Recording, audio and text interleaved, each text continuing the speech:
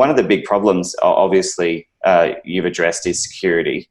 Now it's time to talk about some of the key features that you've built into your system. You mentioned things like micropayments, machine-to-machine markets as well, but there's others, things like streaming, and then there's IoT, telemetry as well. So can you tell us a bit about those fundamental features that you've built in so that you can really, utilize the benefits of blockchain in the real world?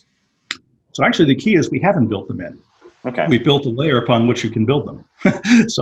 So we're going to build some things, but we actually want people to build things too, because we're not the smartest guys. The people have use cases we've never thought of. And the reason we're trying to come out of the box with things that can be used at the edge by enterprises is that network externalities are really important. So if we can get uses, if we can have adoption, then dApp builders can have confidence that they can come and do their own thing. And that's the objective, to have many people building, but why build on something that nobody's built on? So we have to push it over the edge. And that's why we're starting off with these use cases. Okay. So let's take an example. Go ahead. I was just going to say, so the value prop really is that you're the toolbox for many of the, the future users and the future businesses that could onboard and benefit from what you have to offer as a protocol. You've got to make it possible to transfer 1/10 of a cent to somebody, or a cent to somebody feasibly. And that happens when you're charging people about 1/100 of a cent or something like that. So the Geeq layer, the validation layer, only controls those payments, person to person, machine to machine, whatever it happens to be. Above that, there's the application layer. And so that could interact with something that's actually the application. It could interact with something that's outside the application that generates the transactions.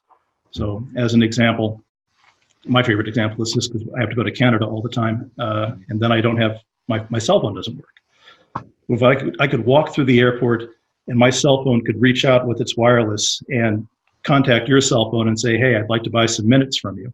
And we have an application, not a blockchain application, but an application on our cell phones that negotiated this. And we wouldn't even be aware that the negotiation was going on.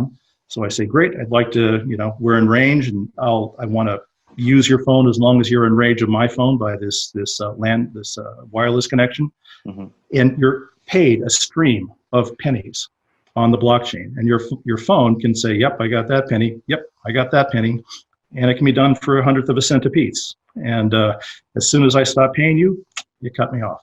And as soon as you're out of range, I stop paying you.